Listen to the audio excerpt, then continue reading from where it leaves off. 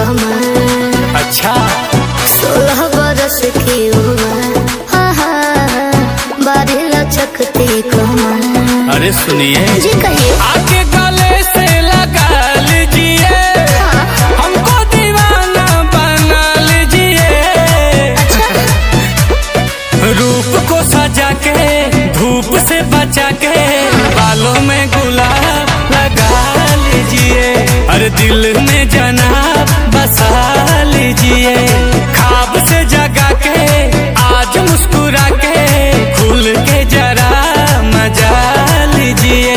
बालों में गुलाब लगा लीजिए। अच्छा जी सुनिए तो क्या हुआ?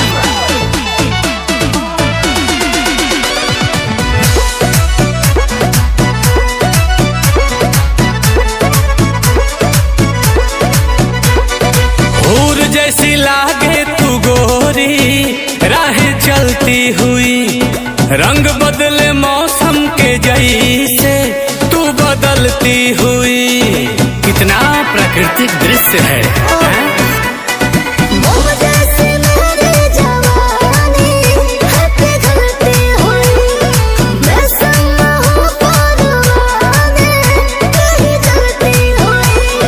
गौर फरमाइएगा। जी जनाब। एको नजर तो मिला लीजिए। अच्छा। आंखों में चेहरा छुपा लीजिए। वो क्यों? रूप को सजा के धूप से बचा के बालों में गुलाब लगा लीजिए। अरे दिल में जनाब बसा लीजिए। ख्वाब से जगा के आज मुस्कुरा के खुल के जरा मजा लीजिए। कि बालों में गुलाब लगा लीजिए।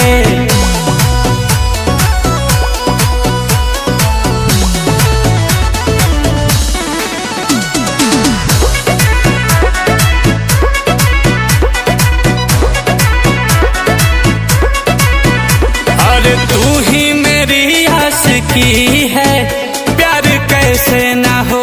ओहो लगती है अच्छी तेरी बातें, गुनगुना के कहो कहो कहो। सुनो सुनो।